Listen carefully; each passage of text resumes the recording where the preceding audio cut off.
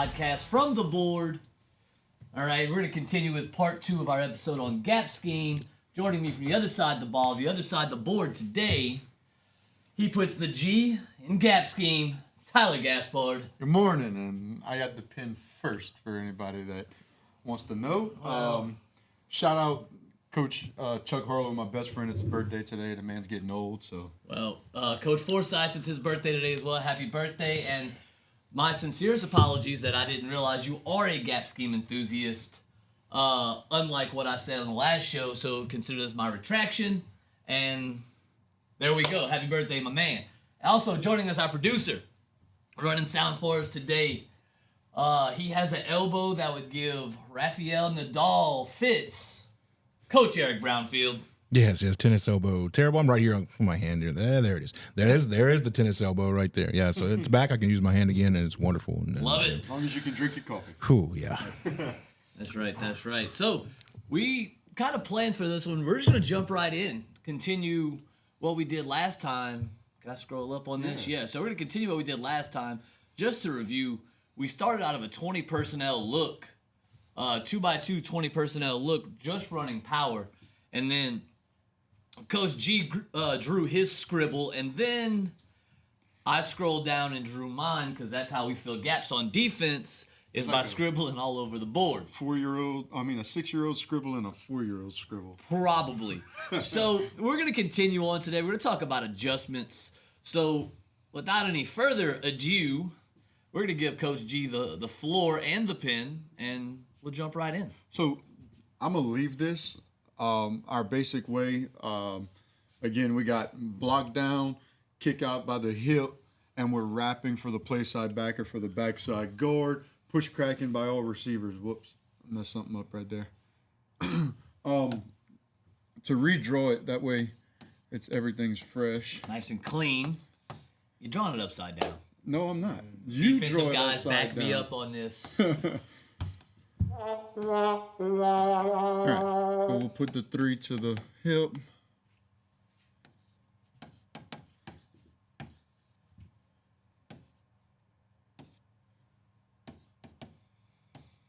I got my numbers right this time, I promise. Okay, there's 11. All right, so we talked about how the hip is the kick out here. Nothing's going to change on this part where the block down and a fill back block. We're still scoop hinging there. You talked about how this defensive end, or you call him a jack, is not supposed to let that kick out happen. Correct. So for an adjustment, like let's just say this end is just a better player than my hip. He's just squeezing his tail off, He's right? squeezing, like he's getting in between that tackle and that hip. Not supposed to happen. But if it does, okay, if he does get inside, well, then that hip, instead of just trying to fight it and making everything crazy, he's just going to either match it head on or get his shoulders turned and get him pinned inside and just be a part of the wash. Creates another down block for you. It does. And with that, so this guard rule is first clear read, clear gap. When this tackle, this 3-tech is trying to fight off this down block, okay, all of this is probably going to be very cloudy. So whenever he bucket steps and he pulls, he's going to see cloudy. He's probably going to run into this, not run into, but see this hip attempting to log. Then we'll log as well for first threat. Hopefully he gets caught in some type of trash, and then we can pull for the extra guy and the safety. If not, we just get what we can, get back in the huddle, and revisit it. Back a little bit, okay? Another thing, if this strong safety, all right, is just that, the RPOs aren't working, okay, and he's just making the play at the line of scrimmage or a 1-yard gain, okay, one thing you could do is you can motion this guy and set him up here, and now you have to adjust what you do on the defensive side. People will pull the string is what I call it. These 3 are tied to a string. He moves back. And then now you still have some type of run fit as far as this strong safety, or you can leave it one high, bring him down, and then now you have man coverage on the play side with the trips. But that's just one way we can see as an offense. What are your base ways to adjust to certain motions, to certain blocking schemes that we adjust? How are you teaching along those lines as far as those adjustments? So we'll trade sides for a second. Yep. So something we didn't really get into last time was how the coverage affects our read. And I'll save that for when we get to our next play in a second. But just to answer your questions, I know last week we talked about the RPO. So I'll go RPO first. So if this safety is just feeling like a madman on the action, all right, and the corner is off playing some sort of cover 3 or some sort of off coverage, you have the slant window, correct? Mm-hmm. So there's 2 ways that we could play this, okay? And both of them, your safety, that down safety, that we call him a strong safety, he's the key to this, okay? And here's why. Because as a defensive coach, you don't want to, where's my erase here? You got that one. Okay. Oh, you cleared it. That's all right. Just redraw it. There we go. Either way, so with the down safety, you could either cheat him closer to the line in something called a heel 9 if you're really worried about, if you're trying to set the edge right now.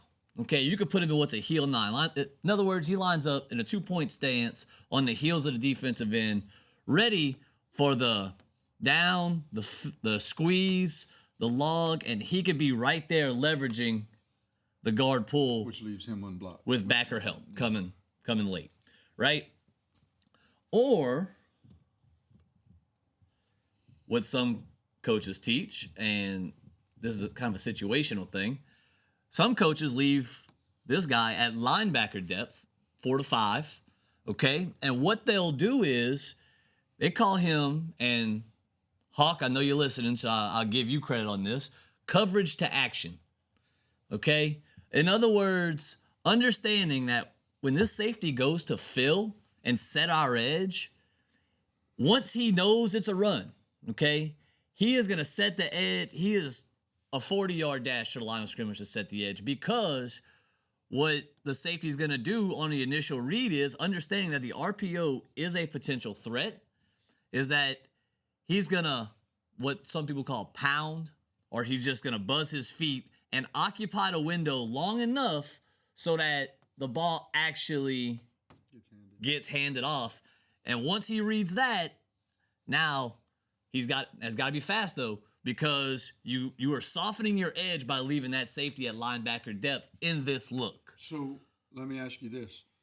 No, I talked about how I want my receivers push cracking. Okay. That's the guy we're push cracking to, which is why we make it look like a slant. Mm-hmm. Even like if there's no RPO tagged, he's still running that slant, but it's a push crack or a slant crack to this guy. If you can't get him, you get to the free safety. So, like, is that in our favor by him buzzing his feet and staying there for a second? That way, now we have an extra blocker on him. 100%. It's absolutely in the offense's favor to do that. And that's why some coaches will tell you, mix up the way you teach him to play, or, and this is where the chalk war part happens, if I really am run first defense, if I'm thinking, I know the RPO is an option, I know they're a push crack team, I know I don't want to loosen this entire edge. Well, I might put this guy in that heel 9 and lock the coverage up on that side and just live with the results, okay? Because some defenses get into the situation where they try to do both and ends up getting cracked. Now, the easy thing is, well, I'm going to crack, I'm going to fill, but then you have the stalk and go off of it. So rather than, and truth be told, rather than try to guess, because on defense, you're somewhat playing a guessing game sometimes. Right. So rather than try to guess, I like to bat 1,000 or as close to 1,000 as I can. I would opt, play this guy in the heel 9, man this up, and then play ball that way. That way I know if you want to start picking one-on-one on this guy, then I'll have to make another adjustment. However, most teams that are really that we see, I guess I could say. There's not most teams. Most teams that we see that are heavy gap scheme, they run first. Yeah. They're trying to hit power and counter. They want you to think that all this other window dressing is an option, and it's really they want you to think that. And now the motion adjustment. So when you do that, now it creates a trips look. Okay. However, how do you treat him? Is he a back? Is he a receiver? I guess it depends. Again, I guess it depends on the film study. It depends on what you know they're trying to do. So to keep a one high structure in cover 3, what I would do is I would bump strong safety outside leverage at 2, and then free safety would roll down and leverage that D gap that's created by the hip. The weak safety would go high. The will backer now would have to loosen his alignment a little bit so that we can still run the cover 3 on this side. Now, he can't stay tucked in if he's going to do that. Yeah. All right, he's going to have to loosen up and play a gap exchange, which he's already doing. He's already playing a gap exchange with or without this safety out here. However, he's going to have to loosen up and really get a solid read in order to do that.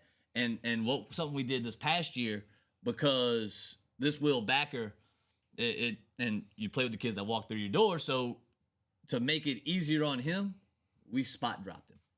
Get to the numbers now versus a pass. That way, we have a chance to defend the short, allows the corner to get out. Yeah. You told him where to go instead of saying, hey, don't just get to this area, you get here. And again, we can get into the logistics of DB play. Yeah. You could press bail to take the short game away. You could even press bail on the zone side, on the play side, to give the illusion that you're in man, to take away this push crack opportunity or this quick slant opportunity. There's a variety of alignment ways you could play with this. Yeah. And a common one for short game is get the corner in his face and press bail it.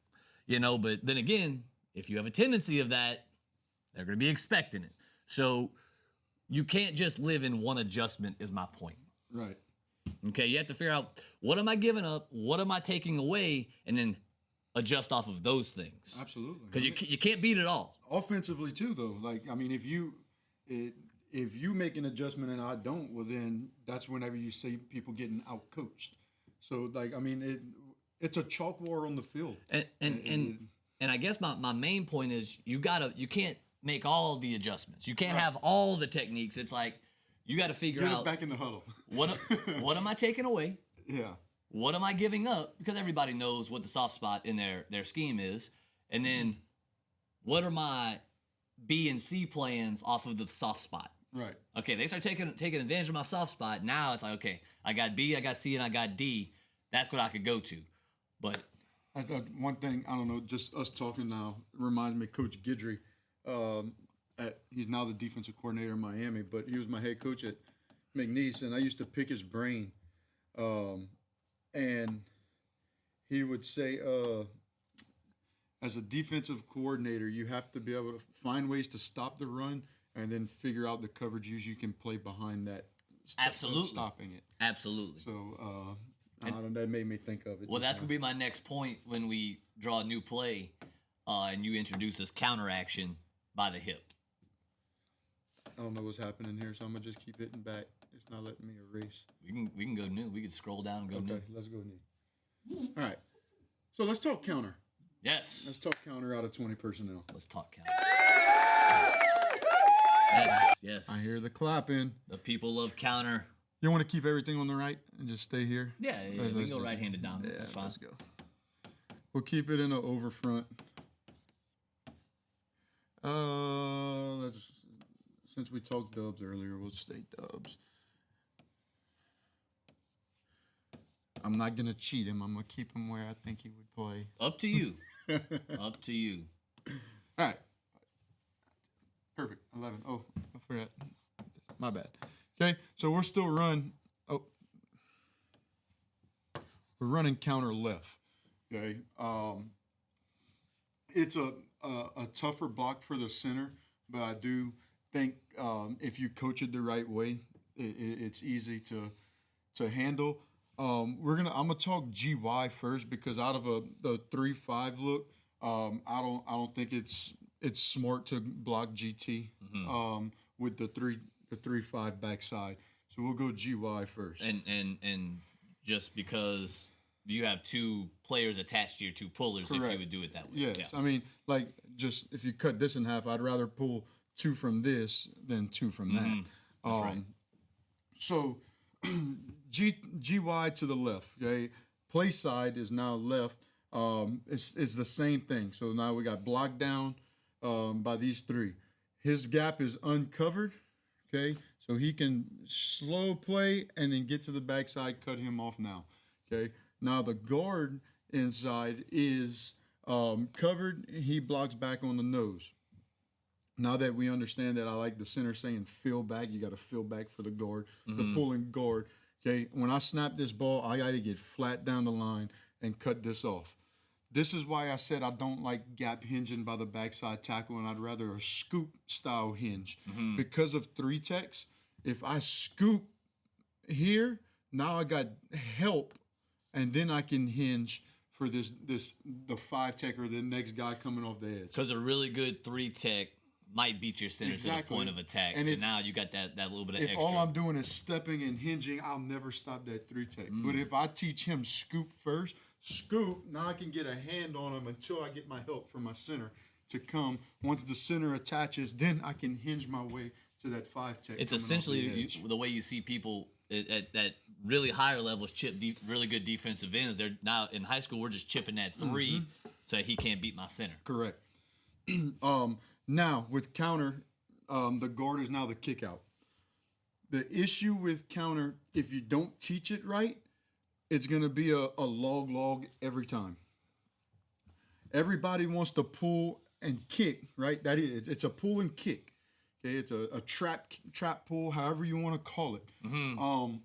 But if that guard has too much air between him on the pull and the offensive line that's blocking down, this defensive end or whoever it is gonna spill underneath, and then you're gonna have to log, and then it's gonna be a log, and then it's now you're trying to cut back. That's not where the play's aim to hit.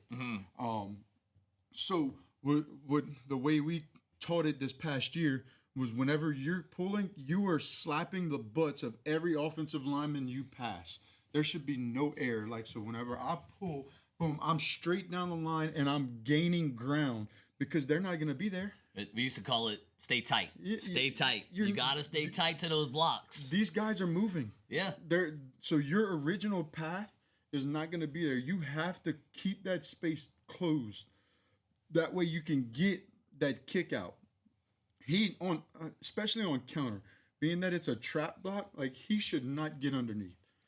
And I hate to keep jumping in. I just want the explanation of it. So to me, my defensive brain, this is where running plays on air helps you out, because now my man here, this guard, could see his path, because on air you get the perfect look. There's no momentum stoppage or anything like that. Right, you get the perfect look, so he understands his path from jump by walking through on air. And like, you're probably walking up to the line, or you're hearing the play, like you can do this, walk around, look, okay, 96 is mine, and like you don't have to point it out, but like you know where you're going. Like it's okay to just peek before the play, and like, all right, I know, just like a wrapping for a backer, like number 5 is my play side backer, I got him, and now I'm ready. I mean, it's an offensive pursuit drill is what it is. You got to adjust to where he is, I'm sure, and if he's well coached, you're gonna get that good squeeze, which is gonna force this guard to keep it nice and tight or slap the butts. So just by aiming point alone, you don't want to run yourself out to play, because you know he's going to squeeze. And with, like, I mean, film study. We talked about film study a couple of weeks ago, or one of the earlier episodes. It's like, if we see that's a really good defensive end, like he does not allow anything that he doesn't get kicked out, none of that. Okay, well now we got to see, all right, is this guard good enough to attempt to do it? Or do we need to really focus on log this week? And maybe hit and counter a little wider. How do we need to change our blocking for the outside guys? So to get back to it, so our kick on counter comes from the backside guard, the pulling guard. Our wrap comes, since we're running GY, is from the hip. He's going to play side backer. Okay. I learned this and it makes so much sense. Okay. It's like follow the leader for these two. Okay. And the guard's the leader. I mean, you're playing chase. The hip is playing chase to the guard. So once that guard leaves, the hip's got to follow him, right? And his block is determined by the guard's block. If the guard kicks, I got to feel now. So as soon as I see kick, boom, I stick my foot in the ground, I get vertical, and I got to match that play side backer. If he sees that guard log and he starts seeing the shoulder turn here, then he knows, okay, I got to get around him and seal off the wall here. Which, from a defensive perspective, we're trying to make the wrap go wide. Right. And that's what we talked about in part 1. Because he's not blocked. So Coach Gaspard, when you're talking about that hip, how do you coach him as far as depth relative to that guard? How close do you vertically in the backfield? Where do you want him to be? So the way I make the joke, I want him to smell the sweat of the tackle. Like he should be on right here. I mean, you don't need to be. Look, I love this formation as well, and getting the hip into this formation in the backfield. But since we're talking about this formation, like you got to be tight to the line because right now you're an extension to the offensive line. You're in the blocking scheme. Like if you get too deep, all right, it might mess up angles. I'm a part of the offensive line. I got to be tight to that tackle. And after the snap, you're teaching him to like stay almost like in a pitch relationship with that guard, that pulling guard, So if I'm the guard and Coach Pell's the hip, like when I pull, my guard's doing this because he bucket stuff. He's right behind him like this. Boom! Whenever I kick, now I'm gonna fill in underneath that kick. Like I mean, there should be, I don't know the exact distance, 2 to 3 yards in between y'all. That way you have enough time to visually see what's going on. Right. Because at the biggest thing is his eyes got to be on the guy he's going to block. Like he can't physically watch the guard. He's just got to be able to feel that, and that comes with repetition. Knowing the difference in individuals, in run tracks, knowing, okay, like start to train your peripheral to see that. It comes with repetition. You can't just ask somebody to do it and not work it. I can't wait till I get the pin because there's a defensive aspect to this exact thing because the fact of he's not a locked gap, he's a movable gap. And this pull action, it, like you said, some things are just kind of feeling space. Right. And sometimes I hate thinking about, you got to feel it. But like you said, the reps is what gets you in the right position. But there's a defensive part to this too. So I'll let you finish, but I can't wait to get to it. You're good. So before I get to the backfield, I'll quickly go through this. This is why we push crack. Okay. Right here, it kind of looks like a man coverage of some sort. You could probably be doing a match 3 or just a true base cover 3. But if you are in man and he's running the slant to push crack, this safety is probably going to run with him for at least a little bit. Or buzz his feet or something stop to where he has to read this backfield. That gives this guy a chance to either kick him. If he does run himself out the play, now that log helps us because we have an extra blocker. Same thing here for any type of cutback. We're going to push crack. If we can get to him, great. If not, oh well. Excuse me. So counter. We talked about the other day, counteraction. Like I love the counteraction. You gotta have it. Send motion. What do you do? I personally, I want it to look as much like power to the right as possible, but I also understand that like in high school, not everybody has the power 5 running back. Okay, so it's kind of hard to do that and keep your shoulders square. So it's kind of like a meet me in the middle. Okay. I'm going to clear midline with quarterback, but I'm opening up here with my butt to the play side. Okay. I'm facing weak. He's just going to take a little jab step and run midline and then start veering with his shoulders square. How very wing T of you. Put the Ah, quarterback's hey. butt to the play. I like it. And we'll get the handoff there. Now we still have our eyes on an RPO on the back side to the single receiver side. Your turn. I can't wait. All right. It's not that I don't want to crush it because I just love I love the science behind this. So you talk about the movable gap, and that's where we'll introduce a movable gap. But in order to introduce said movable gap, I will have to scroll and draw it Scroll on down. the correct way. So The box for the center. you like that? And we draw circles. I don't know what fancy letters you offensive gurus use. I use a couple letters for you. So we was in the overfront, correct? Sure. Yeah, we were in the over front. So the way we play this, That's 6. I know how many it is. We'll assume middle of the field because now we're getting a little bit in the weeds here. So Yeah. field position and all this other stuff, but we'll assume middle of the field so that it looks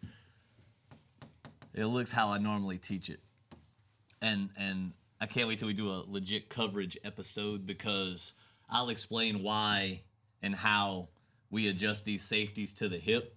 But I'll for this episode, y'all just gotta take my word for it. Weak safety, if at all possible, is gonna be to the side of the hip. Strong safety is gonna be to the passing strength, the two actual split receivers. So here's our play. There's your kick, scoop hinge, and then I'll just leave it there. Okay? So like we explained, in power, I want a good squeeze by the D end.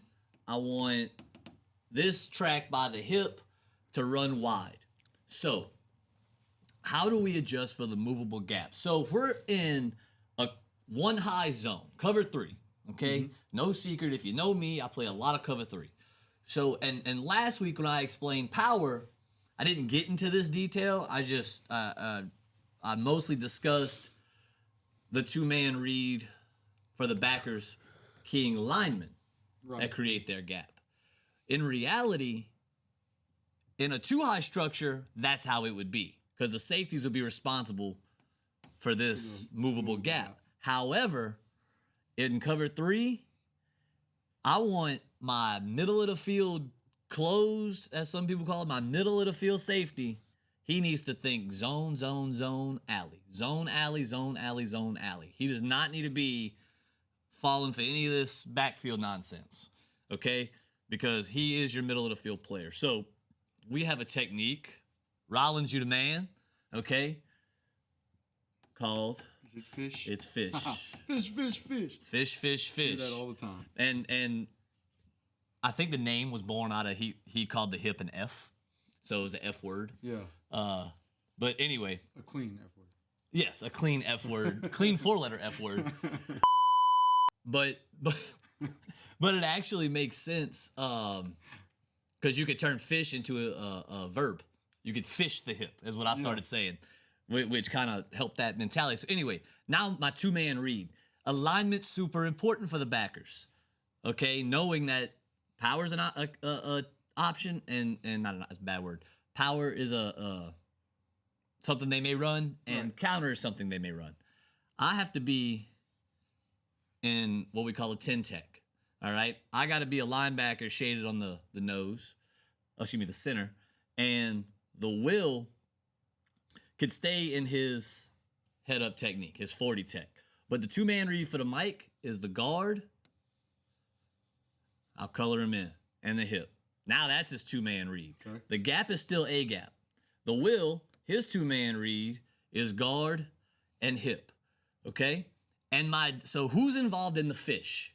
Okay? Again, fish is placing an emphasis on keying the hip. It's the mic, the will, and the D-gap safety. Because depending on field spacing, the strong safety might end up being the D-gap defender on that side. So he's called the D-gap defender, not just the weak safety. So the weak safety is a D-gap defender. If in power or duo, which we hadn't gotten to, the hip will stay same side. Correct. He'll stay same side. Well, he stays same side.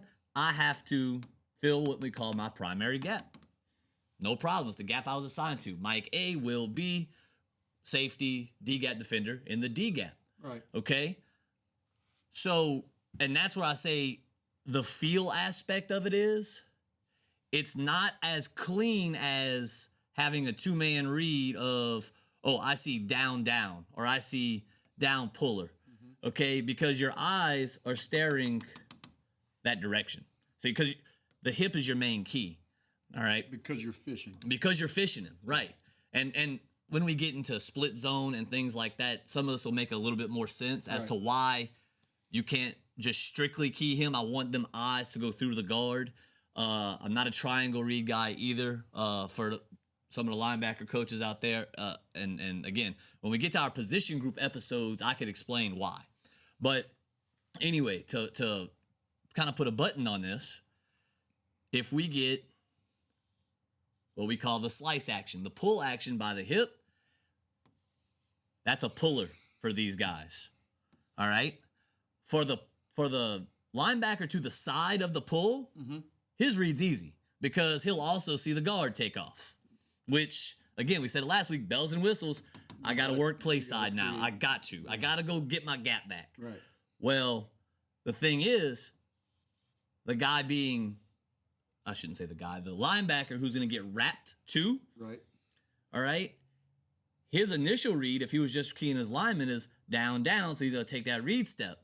But by staring through the guard to the hip, by the time he takes that 6-inch read step, hot feet like we talked about last week, hot feet, oh, that's coming for me. Now, I know there's going to be a D-gap created, and it's mine, and I get there right now. So we're cheating the pull of this guy. So it's a bump by those three. It's a post-snap bump. That's right. It's a post-snap bump. Because think about like creating motion. If you motion this guy, we'd have to make an adjustment to the D-gap, right? So what's the role of the D-gap safety? Well, now, I don't want to mess with the eraser, but if the hip doesn't exist anymore when he pulls, right? He doesn't exist on this side. So I have a corner for outside the receiver, and I got a C-gap defensive end. There's no more gap for him to defend, so what does he have to do? He takes the next inside gap of the nearest linebacker. Essentially, it's a cutback counter reverse player. But if you're really staunch about teaching what gap is mine, okay, so in a quick way of the way I teach it is, all right, as far as Mike and Will got to know each other's gaps. Mike is A, Will is B, base rule. That is law in our defense unless a formation takes us out of it. This formation does not take us out of it. So if we're fishing, fish, I get the pull by the Y, by the hip, then I know I got to take my buddy gap. My buddy gap is the gap of my buddy linebacker. So I'm taking the B, Will backer knows, or near side backer knows I got to take the new D gap that's coming. It's not here yet, but it's coming. Right. And then the safety, the D gap defender knows I take the nearest inside gap, which is usually, if he's aside to the Mike, it's the A. If he's aside to the Will, it's the B. So that's why I like to say nearest inside gap. And that's your cutback gap. And that's how we defend counter. And that way it allows this strong safety to still fit outside of number 2, which he's used to doing. I get my numbers back here. Or let me ask you before. And my free can stay high. Are you expecting this in to make it a log? Spill and kill, baby, because he's coming. Because you're spilling to my D gap. So if he gets kicked, you're screwed. Is what I'm trying. I'm not trying to stump you. I'm essentially, yes. But like you said, the reps of it. Right. So you got to teach problem solving, right? So Yes. if he gets kicked, now this Will backer has to see and adjust. Okay. So that's This Mike fits off of the block of the nose. Okay. And then the D-gap defender fits off of the block of whatever's left. Right. So that's why this is we do hot feet every single day with backers. Because don't go until you know, but when you know, leave no doubt. Okay? don't go until you go, but when you go, leave no doubt. Don't go until you know. Because again, the Will's thinking, okay, new D gap created. I'm heading there. But again, we work so much footwork and so much hot feet that gets his read. He's coming. I'm working there. Oh crap! In got kicked. I gotta adjust. And then at the end of the day, get us back in the huddle. Yeah, that's where I was going with. I was like, man, if he's gonna fly out there and a kick, now we still got our Walsh here. Now we're wrapping for free safety. Absolutely, and out the gate. and the adjustment to that is, especially on this open B gap side in the over and under front, Right. make him a 4. You know they love gap scheme. Yeah. Well, on the open B gap side, we're gonna make sure we close the B gap. That way, our backers. So my defense or the way I like to teach my defense is I like backers to be as aggressive as possible. I want them to get a read and haul butt. I want these linemen to build a big wall at the line of scrimmage, maintain their gaps. I don't need the linemen to be heroes. I need the linemen to be the workhorses. A lot like the offensive line is. I need you to do your job. Yeah. Okay, I don't, and that's no knock on cross face guys. That's no knock on any of that. It's just all of that stuff comes secondary to, it's like a pancake. A pancake comes secondary to doing your initial job. Mm-hmm. Cross and face, if we're running power like we described last week, cross and face comes secondary to maintaining the backside gap. Once the ball clears, cool, I could go be part of it. So again, to put a button on it, if I know I want to close this B gap and I know gap scheme, down blocks are coming, I might cheat him into a 4. That way to help keep the bite clean, because in a 5, this tackle kind of has a clear line. And you make the end's job harder because he's got to squeeze and get hands and keep squeezing down because of all of this space that's created. 4-year-old scribble, guys. Interesting. I got a little long-winded on that, but that fish rule can get a little complex. So, and just offensively, like hearing it at practice and everything, I knew it had something to do with the 2 down safeties, but I didn't know it was tied to these 2 guys as well. it's basically a cheat to get that gap back immediately. Right. So you don't have to, because look, you don't have to fish him. Could you just read? Can the Will just read guard tackle and end up there? Absolutely, because the gap exchange that we work on gets in there. The Mike, the puller gets in there. The cutback player gets in there. This is like a cheat. Yeah. We're cheating. Okay? So the offensive gurus out there could probably figure out, oh, I could manipulate fish teams by falsifying their read, which you can. But the fish, in my mind, and I don't know if this is the way Coach Rollins envisioned it, but the way I understand it as far as developing a game plan is, we're cheating a little bit. Right. That's what we're doing. We're cheating to get the gas back immediately. Nice. Coach Brownfield, how we doing on time? We still got a little bit of time. You got a few minutes. Yeah, we'll give you. Would you like to do It's about 3 minutes, 4 power minutes. or 21 counter? Let's go 21 power. 21 power. All right. I'm gonna do tight end hips. Ooh. Side. You want me to make it crazy? No, It don't I'm matter. just- Do it. No. Do what you want. No, Oh, I was joking. Oh, the teams we play around here. Yeah. I mean, I saw tight end wing so many times. We could align to it in our sleep. Yeah. We defended it pretty well, I think. I'm gonna get some tweets on that probably, You will? but I think we defended it okay. Let's go. And Scott Impel, by the way. What we want to see? Up to you, man. You can put him in a 6. You can go shade 5'9". It's up to I you. thought about shade 5'9". Let's do shade 5'9". It'd probably be the. Tell you what, offensive advantage. Do what you want. Do I want to? I'm gonna go.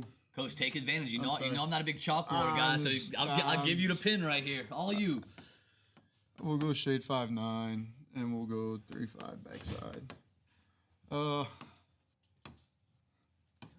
The 9 should be called a 7, by the way, but we won't get into that. We don't need to get into that. I'll probably get some hate tweets for that too. That's not the way Bear Bryant would have done it. So, I know defenses don't like tight end, hand in the ground creates that extra gap. You also probably don't like tight end and hips. Oh, I'll bury the lead for you. So now I got a locked gap and a movable gap. Yes. So now guess who has to come to the party? Defensive backs. 6, 7, 8, 9, 10. I thought I counted 12 for some reason. Look at me. I'm still screwing up on my numbers 5, here. 3, 3. Yeah. 11. All right. So power. I don't think we need to get really into talking much about the basics of the play. We already know it's block down, kick out, wrap. I would say just jump into your mindset of attacking this. So again, this is one of those ones where now you got a 3-5 backside. The center's got to be good enough to get there, but he also has to trust that this guard can take away that shade. Mm-hmm. Because if you leave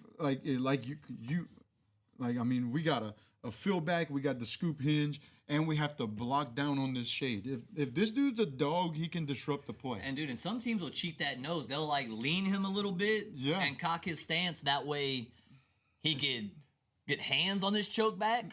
Yes. Or if he's getting blocked back on, I could just take him on base style head up and just blow it up. Absolutely. And that's where it becomes tricky. I mean, it comes with coaching, and it comes with understanding and respecting who you are. Like, I'm not gonna do this if that nose is way better than anything we've played or faced. Maybe we'll test it out. If it doesn't work, we might need to get back to the drawing board at halftime, figure something out. Right. But I wouldn't put this as my number one play on the play call sheet. Right. If I knew that. For the sake of argument, we're blocking a front. Right. Yeah. Tight end is an extension to the offensive line. He's a part of play side. He's blocking down. Okay. Obviously, tackle can help with that hammer, like I talked about with the guard and tackle play side and 20 personnel. Okay. We're still kicking here, and we're still wrapping for backer. Okay. He's still our conflict player. Okay. We're still hitting same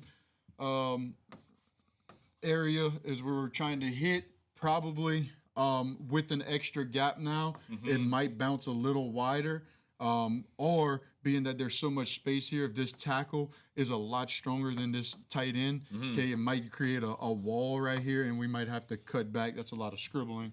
But, I mean, you get it. But that's why you work run tracks, like we talked about. You got to work run tracks because you got to problem solve. Right. Same thing with the backers. So, I mean, it's some people do a lot of different things. Some people I've seen arc here, and then they'll power read off of that defensive end if it becomes an issue. But no, the base way of power, like we've been talking about, is just block down. Now the tight end's just an extension to the offensive line. He's blocking down too. If he's backside, he's gonna freaking scoop hinge. So the discussion of numbers here. How many, and I'll treat this as like the defensive portion. How many different techniques of the end you can see played by a play side end on the kick outside? In other words, there's spill, there's box, and there's something called dent that's kind of making its rounds now. Do you see any variety from teams, or do you pretty much see? Our schedule last year, we played pretty much the best of the best. Those guys were coached really well, and they did what they did. I mean, they had some that like go get the ball, like tackle the man with a football type of like attitude. I'm gonna get there as fast as possible. Usually on the backside that happened, but for the most part, nobody really tried to spill underneath. As far as I can remember, like they believed that they were better than this guy, and they matched him, and they would try to like just bully him. Sometimes it worked, sometimes it didn't. But seeing variety, I think with our schedule last year, we saw a lot of variety. But there was a lot of variety of style of defensive ends. Like you like the more athletic style defensive ends. I think that's coming back in the style. That almost like a backer that's not athletic enough to be a backer, but he's very, very athletic for a defensive lineman. It's the 3-4 outside linebacker that they're teaching to be, and I can't wait till we talk D-line play.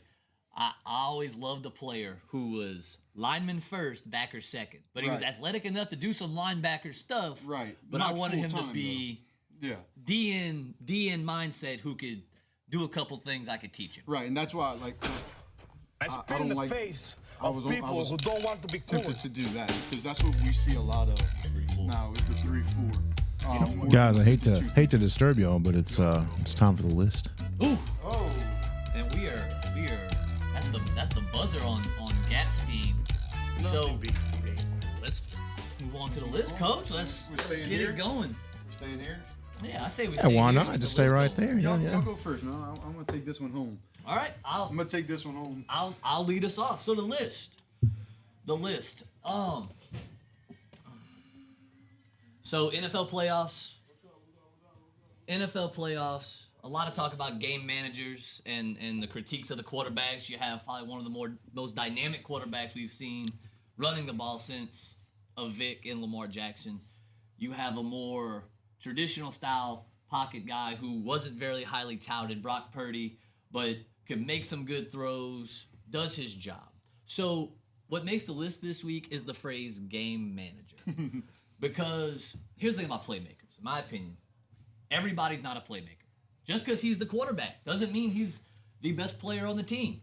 Sometimes the quarterback is just like any of the other 11.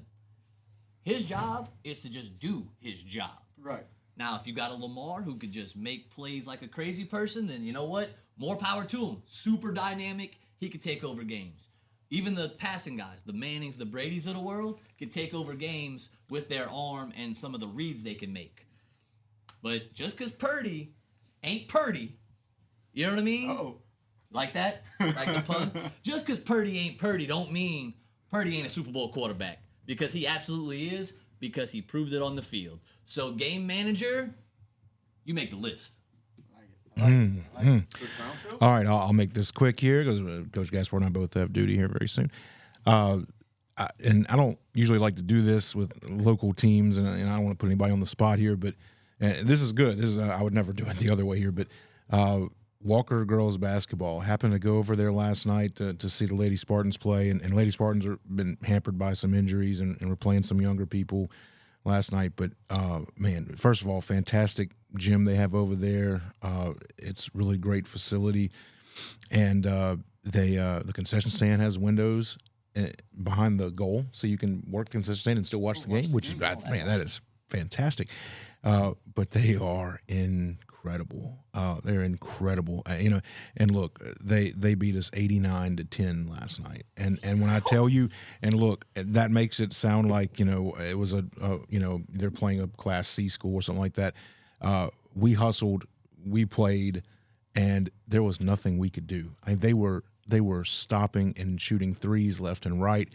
Pressure defense, and it was all classy. They were playing hard. They were playing championship level basketball, and you could tell they have been coached to play state championship level basketball every time they get on the court. And as a coach, I just, as much as I hated taking that loss like that, I was incredibly impressed with the hustle, the effort, the intensity that they brought to every second. And second half, you had a lot of younger players in there, and they were doing the same thing, and I just thought that was I was so impressed with the intensity. So great job, Walker girls basketball, man. That you made the list of this is how you do it. You got to tip your hat to those types of players, man. 'Cause they won fair and square, right? Absolutely. Gee, take us home, man. So y'all did sports. Mine has nothing. I guess it kind of ties into sports a little bit, but. Louisiana weather makes my list. Oh, yeah. that 2 weeks ago, we were, like they say, freezing hell. Like, hell froze over. Because, we went from 110 in the summer. Oh, did it? To 18. And then now, like, last week it was raining. And then we wake up yesterday morning, it's 37 degrees. And it got to 70. Like, I put on a jacket to get to school, and I was in my bathing suit leaving school. It sucked when you have to carry all your layers throughout the day now. It's like you have to strip as you're going like throughout the day, and I don't like sweating while I'm indoors. Like Same. I like to be comfortable. If I'm outside, I can sweat, but sweating indoors is not fun. And very quickly, I think we need to get a Royal Rumble match with Killing Time coming up. Oh, yeah. I heard there might have been a little trash talk. Yeah. So I think some Royal Rumble. We got the wrestling music. We're going to have to put those two on the list. Yes. It's coming. And if I'm not mistaken, I think there might be a little crossover. Yeah. Well, mashup coming soon. Yeah, very soon. Very soon.